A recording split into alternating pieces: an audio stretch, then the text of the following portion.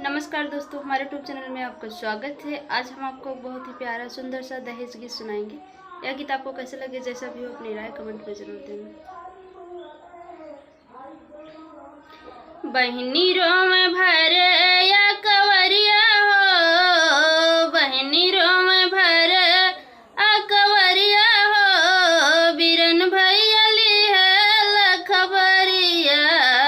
बहनी रोम भरे आ कवरिया हो, बिरन भैया ली है लखबरिया। बचपन में साथ साथ खेलली बिरनमा, काहे बाद भैया हमरो छुटेला भवनमा। बचपन में साथ साथ खेलली बिरनमा, काहे भैया हमरो छुटला भवनमा।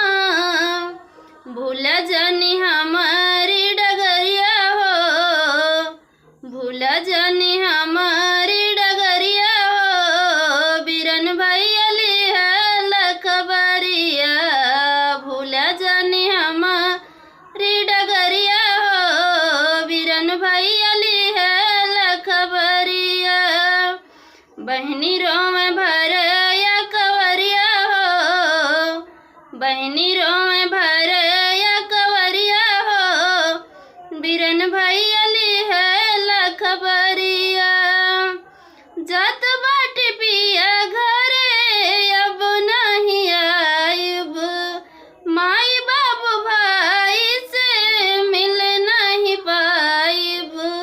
जात बाटी पिया घरे अब नहीं आइब, माई और बाबू से मिल नहीं पाइब। नैना बरस जाई से बदरिया हो, नैना बरस जाई से बदरिया हो, बिरन भैया ली है लखबरिया।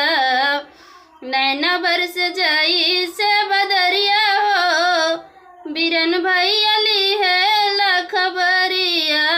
बहनी रोम भरे आ कवरिया हो, बिरन भैया ली है लखबरिया।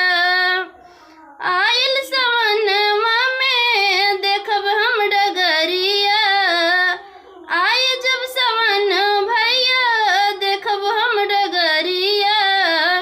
राखी बंधवावे आया हमारे दुआरिया, बहनी तोहर करे लिया रजिया हो, बहनी तोहर करे लिया रजिया हो, बिरन भैया ली है लखबरिया।